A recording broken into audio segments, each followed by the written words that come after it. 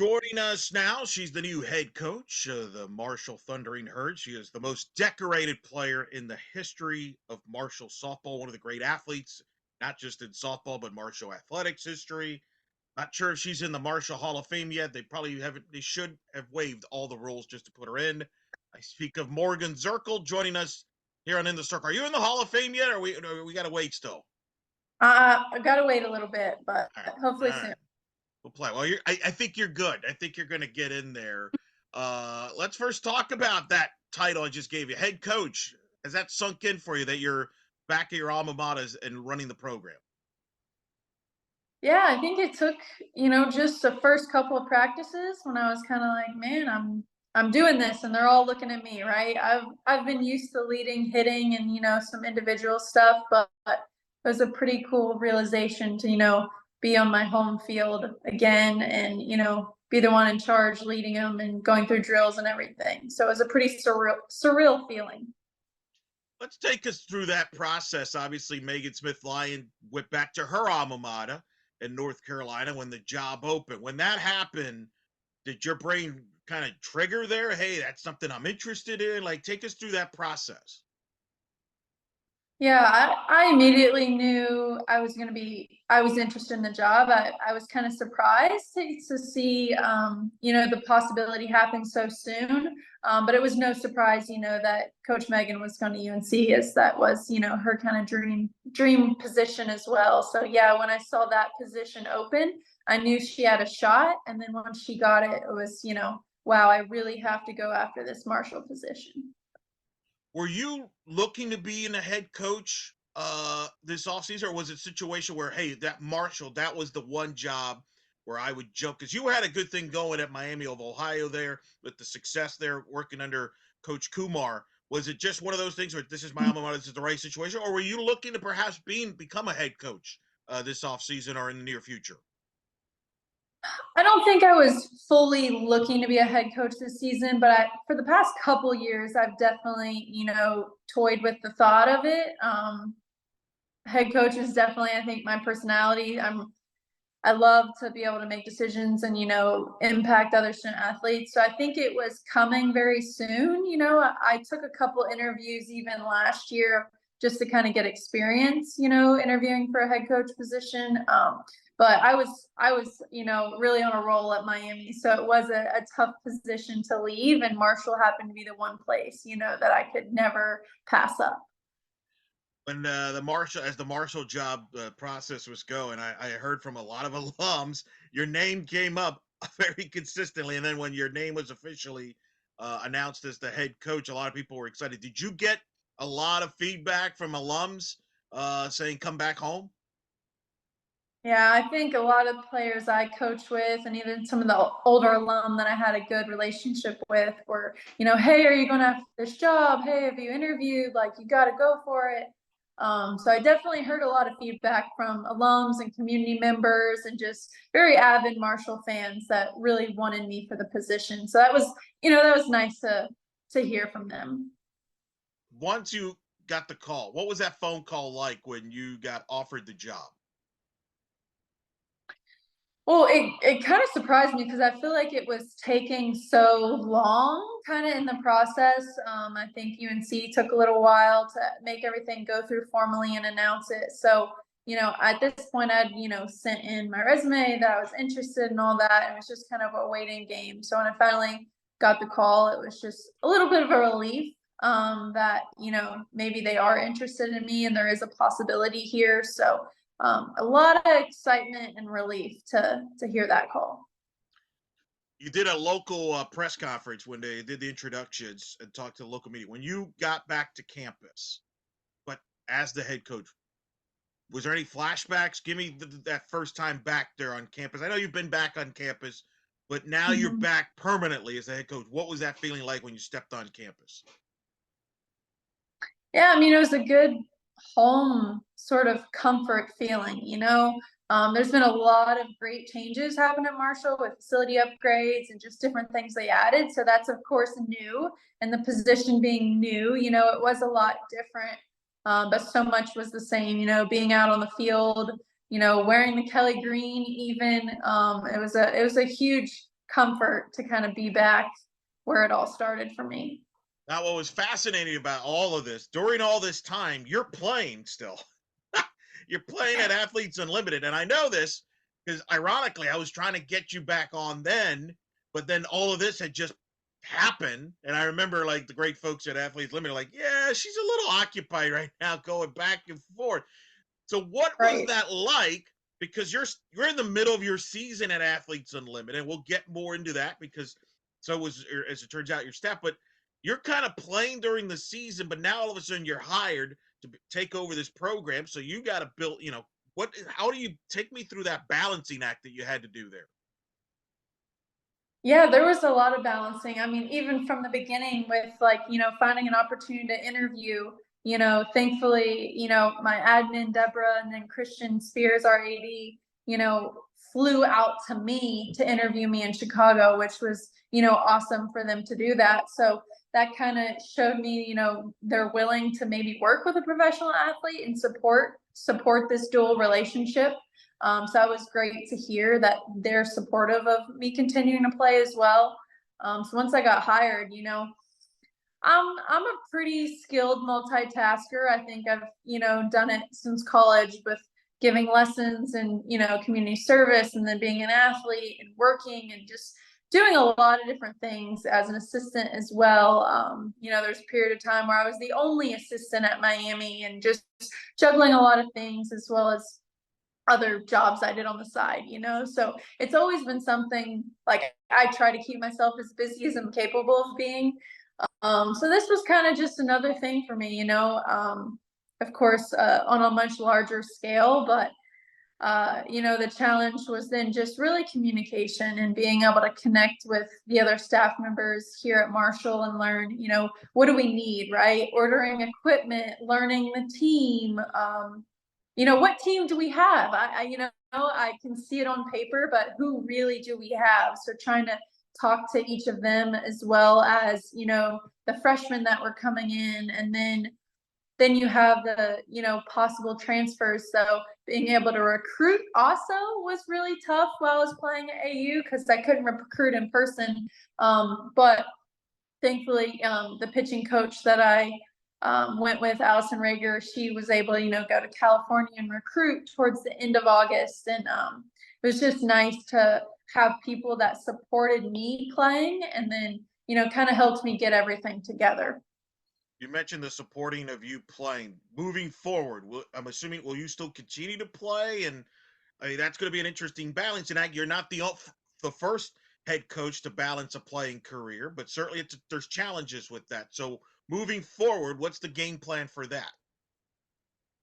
Yeah, as of right now, I just got my season contract last week for this summer, and haven't signed it yet, but as long as I'm physically able and good to go, I plan on continuing to play. I think there's a lot of benefits in doing it myself and learning in that regard and being able to show my athletes what's possible.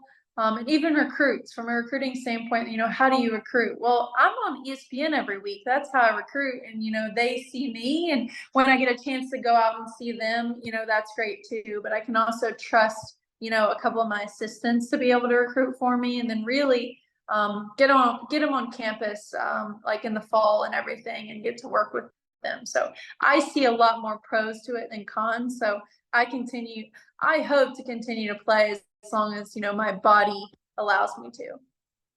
When you met the players for the first time, what was that like? Considering, and then I'm curious, how many questions have they asked you since about your playing career? And obviously they've watched you play at Athletes Unlimited. Yeah, that it's a little tough because I think coming in, they're a little nervous about it. She's still playing, but she's so young. How's that going to be to have such like a young leader? But she's also a little intimidating. I think I still scare some of them. So trying to be as approachable as possible, despite some of me being me. So I think it's been a balance, and but I think it helps sometimes when I'm even able to like jump in practice for a hot second and show them how to do something, more than just a coach telling them how to do it, but to really be able to show them and then do it at a high level, I think is super valuable. So I think they've been able to build a little respect from just seeing some of what I can do in person, as well as, most of them more familiar and watch some games on ESPN. So they know as well that the skills I'm trying to teach them aren't just me telling you what to do, but what I actually do myself. So I think that's helpful. You mentioned the intimidation. It's like I'm curious because I've talked to other coaches before that are alums that, hey, their credentials are shown all over the facilities or on campus, and so that people can see who you are.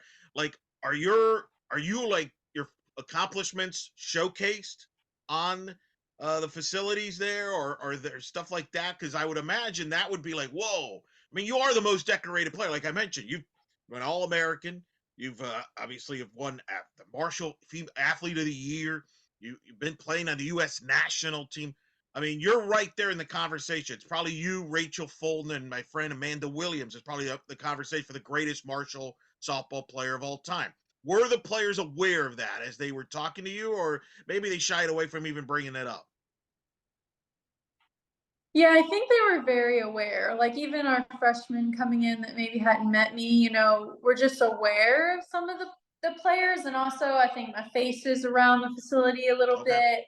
bit. So you see that for sure, as well as in our record book, maybe some of them are familiar. I was a part of the last conference championship here at Marshall. So I think they were somewhat familiar with that.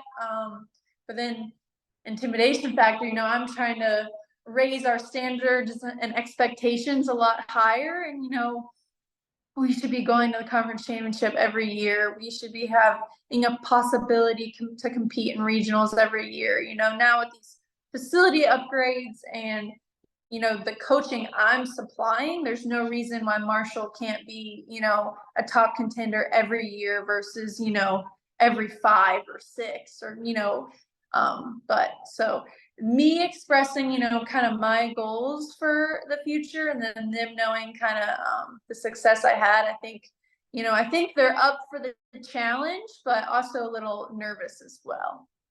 How are you a different person today than you were when you were a student athlete at Marshall? Yeah, I think the development I had is honestly it's almost indescribable. I wish, there was more video of even my game footage to like just show you the development on the field, but where it really happened was off the field. I was I was a pretty shy freshman. I didn't talk a lot. I wasn't overly confident. I cried in practice, typical typical freshman who fails for the first time. So to be able to just know who I was coming in and my coaches that had me at the time, to see that and then see the coach that I am now that just, speaks so confidently and freely and, doesn't care what others think kind of thing. It's been a huge evolution of, not just my on the field abilities, but my ability to lead and help other people and then just be a strong, confident leader.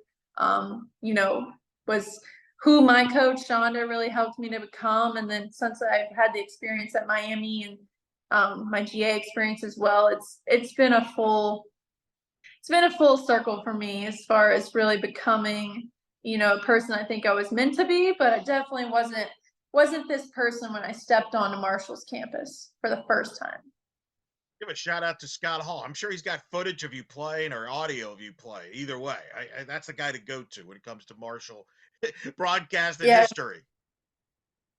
yeah, he's got some good stuff out there. I think he posted something the other day about when our class that was the only had 3 people to hit above 400. So that was pretty cool to see that we had 3 people be able to do that, and the only time ever to do that in Marshall history. So he put some really cool stuff out there. Um, Video just wasn't as common when I played versus No, it now was. where every that is a videoed. But I can tell you from experience, he traveled everywhere and did audio. So there's audio out there. I'm sure he might He have did. it somewhere, whether he wants to admit it Yeah. or not. So you get hired. Now you're thinking you got to build a coaching staff. So take me through that process. on building your coaching staff and how that all came about. Yeah, well, I knew Allie Harrell from playing Athletes Unlimited with her, and she was, an alumni here as well as a volunteer coach last year. So I thought it was pretty important to keep someone around who just has that natural passion for Marshall. She's been here 7 years now through COVID and volunteer coach. So, keeping her was kind of a no-brainer. She knows Marshall, she's passionate about the school. She can kind of help me in that transition period with how to do things in the office, which is sometimes the toughest part of the job, is that sort of transition. So she was an easy pick for me. And then Allison Rager, my pitching coach, she's from West Virginia, so to be able to have someone that I think will be loyal to Marshall and want to stick around a while and grow softball in West Virginia, that was an important decision factor. I've also known her since, we were maybe 10 years old playing against each other in travel ball. So that loyalty piece kind of came in there. And then Sydney McKinney, I mean, she led the country in batting average last year. So who wouldn't want someone like that on your staff? But all three of them, were young and hungry and passionate. And I want people who are going to be, good role models for our athletes and passionate about softball, and then really just open to learning from me and doing what needs to do to kind of raise the standard of Marshall softball. And they all had that in common. What's a style from a coaching standpoint? Are you going to delegate? Do you like to have hands on and everything? How do responsibilities get divided within the staff? Yeah, I mean, our compliance office preaches all the time about head coach responsibility, and how you need to have a little say in everything. So I've tried to, stay into everything a little bit just so I can learn how all the pieces work as well, because it is a little different, at each university. But I think I've been pretty good at delegating and trusting them. Like once we learn how to do something, and either I've taught them or maybe they've taught me, kind of given it and then see that they see it through. And I think they're all, really responsible and gonna do what's asked of them. So they've made it super easy on me to be able to trust them. And I joke that, like Coach Allison, our pitching coach, is like head coach number 2, because she's just the type of personality that if I forget something, she's going to remind me with a sticky note on my desk. So it's great to have people in your circle like that are, going to help you as well in this position. And the reason I asked that too, because obviously Miami, Ohio had a great offense. You got a lot. Certainly your name always came up when it comes about some of the hitting coaches. How involved will you be on the offense? How much will Sydney be? Like, how do you tell? And then who's running the defense? Right. So I am keeping the offense. I don't think I could get rid of that too yet. Something that I just love too much, and I also, think Coach Sid and Coach Allie have kind of learned from me in that aspect, but then also are able to give their input. And it's great to have two that you can trust, that once you tell them once, they're going to remember. So they're going to be able to give that back to our athletes as well. So to have 3 eyes on our hitters versus just, 1 or maybe 2 has been really beneficial, just to reinforce those components that I'm teaching over and over again. So they've been great to have, because I think athletes also connect with different personalities different. Sid's a little more reserved, whereas I'm like very outspoken and aggressive a little bit. So it's good to have those contrasting personalities, and then each athlete can kind of learn from who they maybe are most compatible with. But I'm handling the offense, and I've let Coach Sid and Coach Allie kind of take the infield, because they both were corner and middle infielder players. And then I've been able to stick with the outfield for the most part, because that's not as demanding. You can kind of do a little bit of both there. So I definitely try to get in everything, though. I try to keep up with what the infield's doing. I catch a bullpen from here or there, from here and there, to see, our pitchers and what they're working on. So it's been a good fall. I feel like I've, been able to connect with a little bit in every area. I would imagine you've had communication with Shonda Stanton, who's probably excited knowing her that you're taking, you're running the program. What advice, if any, she's giving you, and what if you've learned from her from your time playing for her? And then, as people may not be aware, you were a GA for her. as well, even at Indiana. Yeah, I was fortunate enough to learn from her for 6 years, and it was good because I learned from her as an athlete, in a lot of different stages of my life as an athlete, and then I was able to learn from her on the coaching side as being a GA. So I think I've definitely tapped into a lot of her knowledge. She's been able to share with me, and we still have a good phone conversation every once in a while to catch up and bounce ideas off. So she's been a huge resource for me, and I know that anytime I have a question for something, she'll be there to give me an opinion or advice or whatnot. So she's been awesome to have. What what did you learn from the experience in Miami of Ohio there? Because that obviously was a big reason why you got this job, the success you had, or the conference championships, the NCAA Right. tournaments there. Take me through that experience in Miami of Ohio that's helped you get you to where you're at now. Yeah, I think at Miami, I mean, being my first time full job, it gave me a lot of flexibility to kind of create my style of coaching. How do I want to build a relationship with the athletes and coach them? And do I coach them all the same? Do I coach them differently, based on their personality and what they need? So it really just gave me a lot of experience, kind of, you know, for the first time doing everything my own, and what do I want to take that I learned from Coach Stanton? What do I want to take that Coach Kumar is teaching me, and how do I want to build my coaching style? So that's been beneficial. And I also had the coaches, from USA and pro in different areas that I could kind of use to kind of develop my coaching style. So that was great to get that experience out at Miami. And then also Coach Kumar is a really strong and passionate and you know, confident woman. So to be able to learn from her and kind of see how she ran things and then how she adapted too, and maybe she faced challenges, it was just good to have another perspective there. And then I even got the COVID year, I got a little bit from Clarissa Crowell, who's now at Penn State. So three very strong females I was able to learn from. So gave me some good perspective on just how different women lead differently. So that was nice to have. I forgot about Clarissa. They snuck that in there. That's very glad you reminded me there. That's pretty good. That's a good list to have. For sure. Who was your U.S. head coach when you played in the U.S. national team? I know you played in the Pan American Games, you played the World Cup. Who were the head coaches at that time when you were on the roster? Yeah, most recently last November, I played in Guatemala, and Coach Heather Tarr, she was the head coach there at that tournament. I've previously, back when Coach E from USF was the head coach, I played over him for several times. And then you also have, some assistants here and there that you got to learn from. So good crowd of smart people that I've at least had touches on. That's pretty good. Yeah, Coach Erickson, U.S. Yeah, that's a pretty good list. What was that experience like in Guatemala?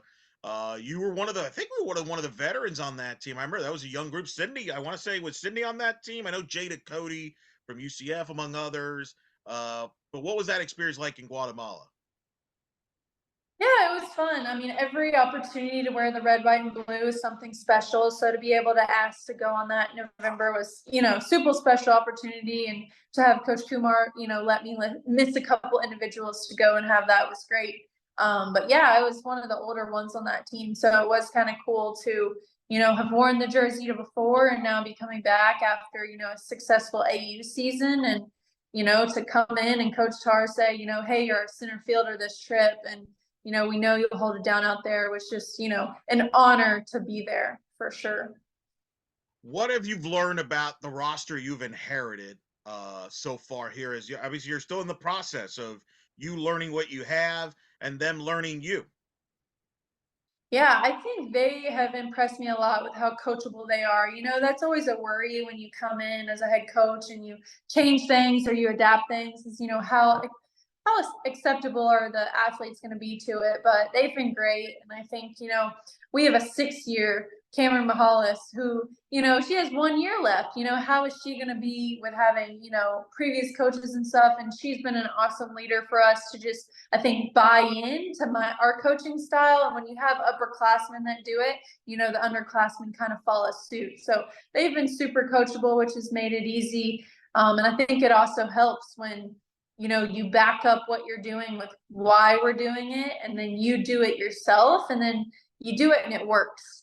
And I think offensively, then they'd be able to see that a little bit. So I think they've taken it really well. And we still have some learning to do with, some of the outside the softball field expectations, just like standards, communication, how our culture that we're kind of, you know, just focusing on team bonding, the importance of real team bonding and player-led team and what that looks like. So they're definitely working on a lot of things, but they've had a great attitude about it and are very open to adapting. So that's been great.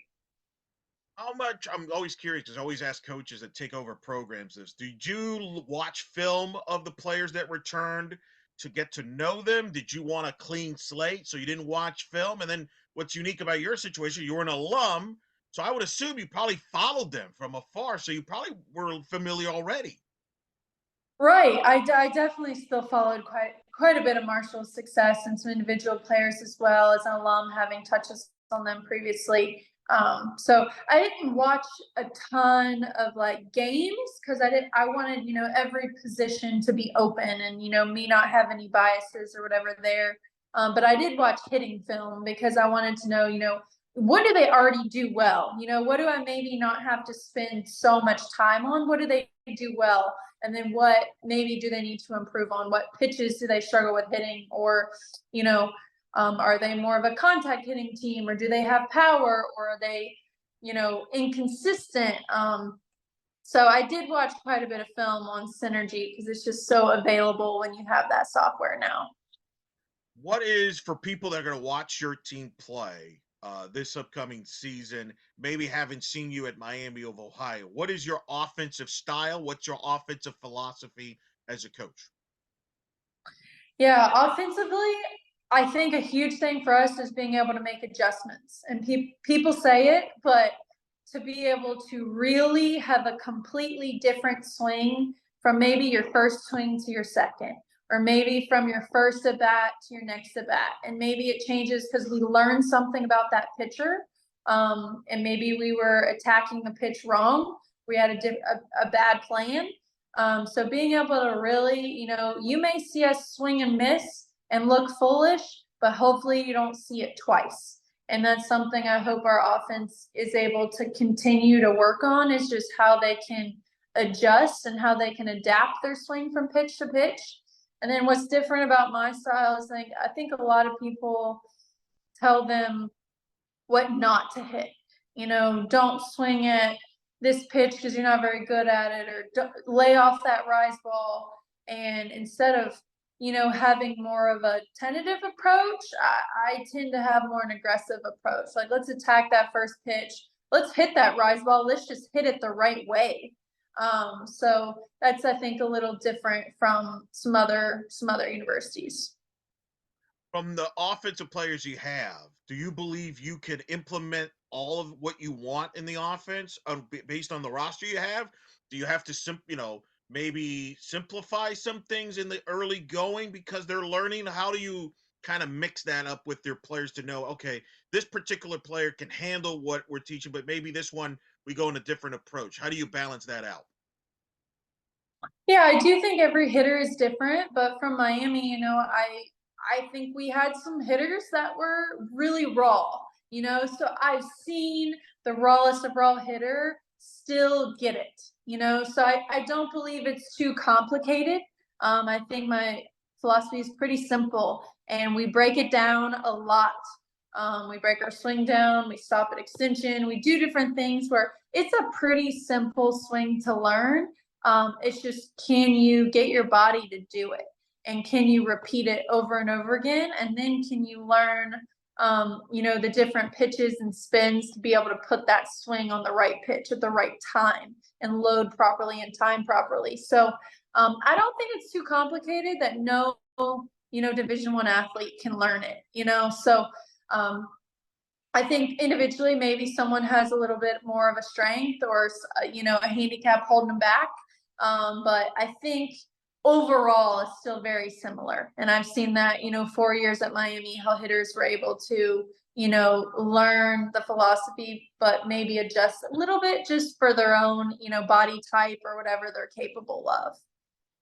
What players have stood out to you so far in the fall? And do you have leaders? Is that still evolving? Yeah, I think we've talked a lot about how all of them can lead in their own way. We have senior shortstop Sydney Bickle returning, who I think had she's our highest average returner from last year. She's a lefty slapper hitter. Um, so I think she has the ability to lead as coming back with that experience and then being a shortstop. But she's not really a vocal leader. So how do we help her grow a little bit in that area, but also make her comfortable to lead in the areas she's capable of leading in. So she's definitely been a standout to us. You have Riley Lucas at first base, who's just a strong athlete that has so much power potential. So being able to get her swing refined so that she can really use that power regardless of the pitching she's facing. Then I already mentioned Cam, as an upperclassman. Um, and we've had a few, transfers that have came in and stepped up, and some freshmen that have just, had really good attitudes and stuff. So, um, you know, coachability wise and ability to take it in, I think they're all, on the right page. It's just, pushing them to grow a little bit outside of their comfort zone is, I think, take us to that next step. You mentioned Bickle. She's part of that team. They had over 100 steals last year. I will have to ask, because Marshall people always want to ask, speed's going to be a part of this attack, right? I mean, that's always been Marshall softball when Coach Stan was there. Speed, speed, speed. How much speed do you have on your roster right now? Right. I would say it's not quite where I'd want it to be. I think recruiting wise, we'll get faster throughout the coming seasons for sure. But we definitely have a couple, like you mentioned, Sid Bickle. We have a transfer, Kasia Parks, who can steal some bases, and maybe a freshman or so that has potential there. So we'll definitely try, but I think we will have to be smart about when we're stealing. And luckily, I think I have a good eye for what are good counts to steal on. What are good, if we can pick a change up, let's steal on that kind of thing. So hopefully you still see a lot of steals this year, but hopefully more as in the future of Marshall softball. Pitching wise, obviously you lose Nestor from last year, was a great pitcher, carried the load. Marshall was a win away from a conference championship in the NCAA tournament bid. How's the pitching looking like from that standpoint? And is your philosophy similar in that would you like the one or two pitchers to carry the innings, or would you like it more of a committee approach? What's the philosophy there? Yeah, I mean, ideally, I'd love to have a stud in every class, a senior stud, a junior ace, a sophomore ace, a freshman ace. But, until that happens and recruiting takes place, I think that's, you kind of have to work with what you got. So, we have a returner pitcher, Savannah, who's a senior, who was 12-0 last year. When she got her opportunities, she excelled. So being able to give her a little more of a bulk this year, I think will be good. And then, we have another pitcher who only threw 10 innings last year, but this fall she's thrown a lot and she's excelled. And I think, in the past she was maybe a hitting pitcher, but now maybe she's a pitching hitter, right? So trying to get her more confidence on the mound, and I think she's definitely stepped up to the challenge. And then we have a transfer and two freshmen that are a little raw and they've dealt with some setbacks and challenges, but each day I know they're working hard. So hopefully we can get them all healthy and going so that we can at least probably pitch by a staff this year would be more likely our approach, and keep hitters off time as much as possible. Speaking with Marshall head coach Morgan Zerkle here on In the Circle. What got you into playing softball? What interested you in playing softball when you were young? Yeah, I think my mom didn't really like any other sport, so softball it was. She put me into it, and really it was easy for me, where sometimes, kids just pick up a certain sport and it seems easy to them, and I think softball was that for me. I was just naturally kind of good at it from a young age, and then once I got on the right teams and with the right coaches, was able to excel even more. So I think thank my mom for sticking me in it in second grade or whenever that was. Was Marshall always the place you wanted to go? You're West Virginia kid. Everything was that the way it played out, or take me through how you got to Marshall? I wasn't really recruited by anywhere but Marshall. So obviously, I think everything works out for a reason, and I could not have dreamt it up better. I would never have changed anything about my career, my success here at Marshall, and my journey to get here and then get back here has just been an unbelievable experience. But yeah, coming in, I didn't really have any other opportunities, so guess this was where I was meant to be.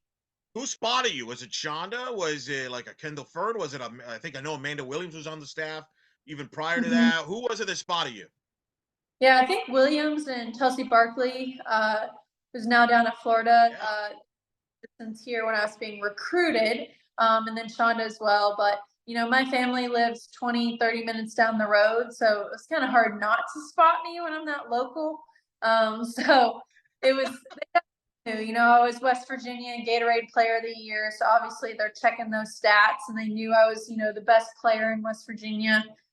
Just thankful, they took a chance on me, and I think they're pretty thankful that they did as well. So it all worked out.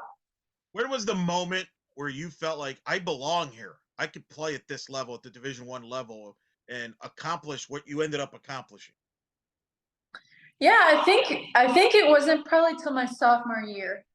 Freshman year I had a good year. Don't get me wrong. I think I hit 350. But for me, that was average to me. That was not, the success I wanted. And I think Shonda was someone who really was good at pushing me and saying, even when we're doing conditioning, hey, you're faster than everyone here. I don't want you just coming in front of them. I want you 10 steps in front of them.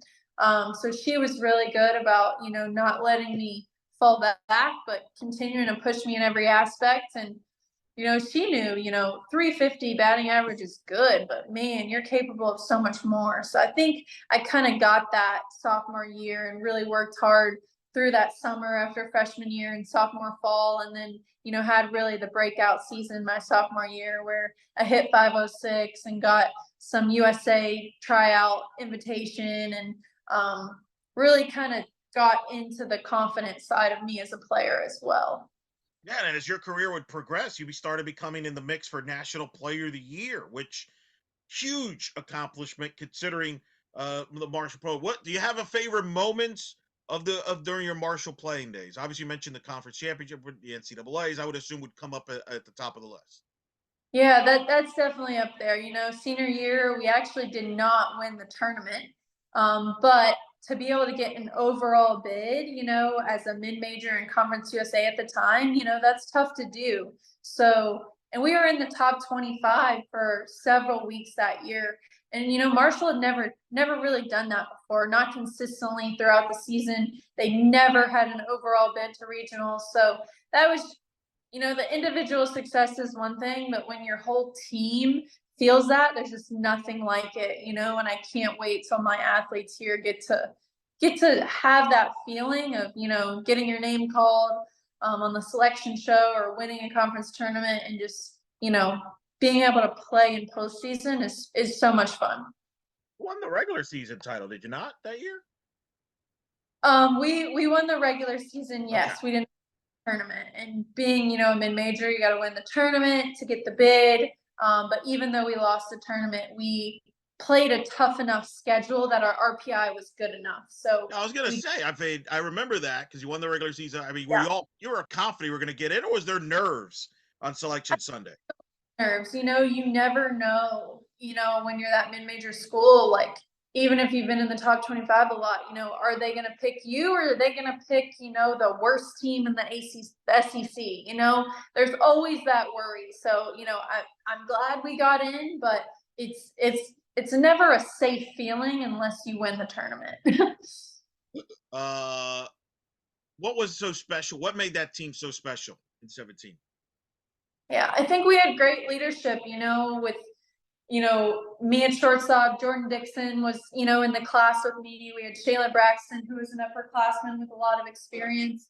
And then you had just, underclassmen that really bought in and followed and were selfless. And, we had a great bench as well, and that means a lot too. So I think everyone just was tired of not getting the job done, and because we had a good team my junior year, and it was like every year it's like we had a good team. Why are we not, getting the wins? And I think senior year we finally put all the pieces together and said, "Hey, we're doing this, and we're going to do it consistently, and not falter." So glad it finally happened for us. It was, and of course, that was I mentioned that regular season championship. Obviously, you were dealing with the competition was among FIU. Had a pitcher named Shannon Sales, who ended up doing pretty well for herself. You got sent to Lexington, Kentucky, and you all became kind of everybody started watching because you played marathon games that regionals. Yeah, I think 2 extra inning games, including a 12 inning game against Illinois. Describe that experience of being in that regional. Yeah, I mean, obviously that was my first time, and anytime you have not been in that environment, there's just so much excitement, but nerves, and you want to play perfect. So for us to hang in that long, I think was just such fun games. We competed till the last out, and I still look back on certain plays and certain pitches. Man, I should have swung that pitch, or hey, I had an opportunity for a double play there, but I rushed it and only got one out. So it's crazy the little moments that you look back on when that's it. That's your one opportunity you have to kind of compete. So I think we competed great, but we didn't do as much as we wanted to do, obviously, and that's my goal. Where we get Marshall to, you're not just going once in your 4 years, but you're able to go back to back to back, and that's something we were able to do at Miami. And every year we got a little better. We won no games, and we won one game, and then we run ruled Kentucky.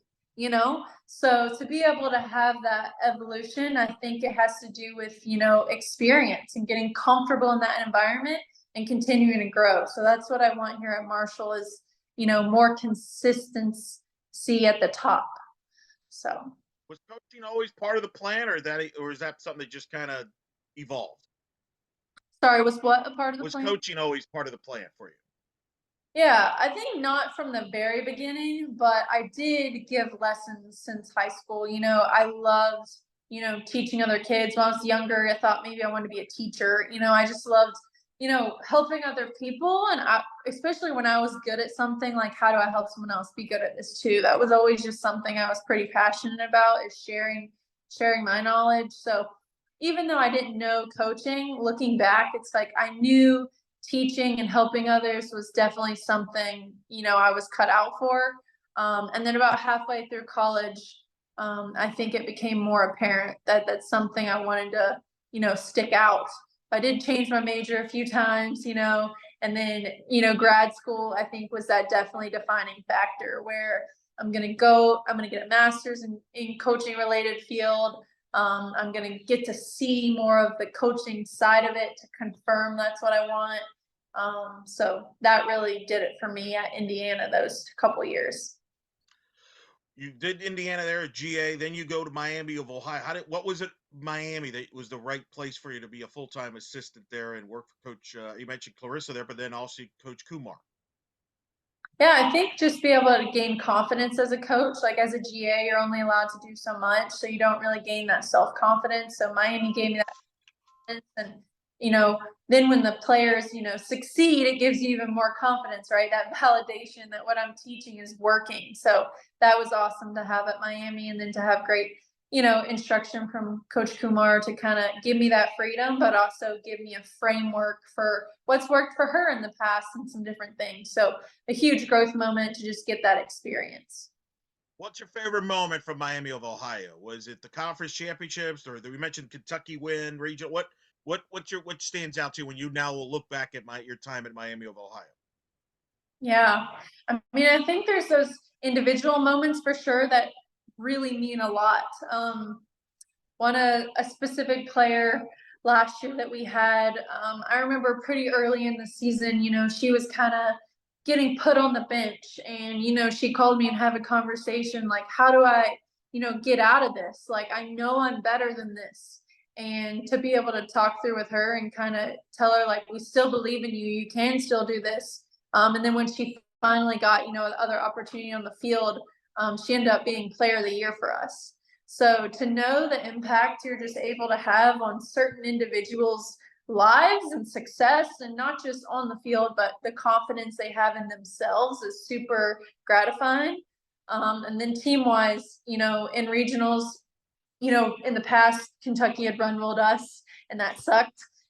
So, this past year, being able to send them home was a really great feeling. So that was definitely a highlight game for me. Yeah, that was the Evanston regional because what was it, a couple of years ago, you were in the Lexington region. I think it was a 3 seed. They Right. put you in that stacked regional, and it was a tough Mhm. region, but you got payback on them and made a run there before you run into Northwestern in that Evanston regional. So that was I remember that score was an eye opener for a lot of people. Right. Yeah. And then just to get to the championship series is huge. It's Yeah, something Miami never done before. yeah. And then really to be winning that game until, some turn of events, but we were right there too. So hopefully, that growth continues there, and then we're able to bring that here to Marshall as well. You mentioned the tryouts with USA softball. Do you remember the call when you found out you first time you were going to represent the red, white, and blue? Yeah, I think the invitation kind of shocked me, when you get the email just to go to the tryout. I think I showed probably my coach, and I'm like, what is this? And, like, what real is a spam? What's this? How did this happen? So that's always fun when you get that first email to try out, and then to see your name pop up at the end is just like, wow, this is real. And it was a huge thing for me that my coaches throughout my life even really had to convince me, you belong. And that was a very common message for me. Because I was confident myself, but I wasn't confident maybe in that aspect of softball. I'd never been in that, higher degree. So people were constantly telling me, you belong on the stage, you belong amongst these other athletes. So once I finally, accepted that, I was able to, play a lot freer in those environments as well. When you were doing the tryouts, was there any particular player you got to meet that you're like, whoa, I can't believe I just met that player? Because that's the who's list there. Yeah, I mean, USA, a lot of the, comment like the Olympians from back in the day were kind of already out. But in the pro league that I also got to take part in, that's when I got to face Monica Abbott. I think like 13 times in one summer, and like that was just like every time I faced her was like, man, like how awesome is this, And then even just to be around like Kelly Crutchman throughout the years is cool, and Laura Berg was a coach within USA at the time, Right. so like Bergie, learning from some of them in and out was really awesome. And then, eventually playing against Kat Osterman. So a lot of really cool people that have been successful that luckily our paths crossed a little bit. And then, being able to play with, my teammates, and, oh, she's from Oregon and Texas and Utah and California and UCLA and Oklahoma. So just kind of those names I think can be a little intimidating. So going back to the, hey, you belong here and you were chosen just like they were. So pretty cool. Your pro career. Just talk to about your pro career currently at Athletes Unlimited, but just take me through that journey. When did pro softball be like enter your mind? Yeah, I mean, I didn't really know it was an opportunity until, senior year when, Coach Stanton's like, hey, is this something you want to do? And I'm like, well, of course. And so then to be able to get drafted as a senior, an opportunity I definitely didn't want to turn down. If I wouldn't have gone, I might have gone to PT school, maybe gone into coaching, but once I got drafted, that made my decision to go into coaching a lot easier because it was very compatible. And I was also on Team USA that summer as well. So I already planned to play that summer. So luckily got to play in Texas for 3 summers. And then that COVID summer was the first year of AU. So I've now had 7 pro seasons under my belt and hopefully a few more. Describe Athletes Unlimited so far and how that experience has gone for you. I've loved the Athletes Unlimited experience. I think, in the pro setting before where I was traveling back and forth with USA and pro, and then also, I'm just this little old athlete from Marshall, West Virginia.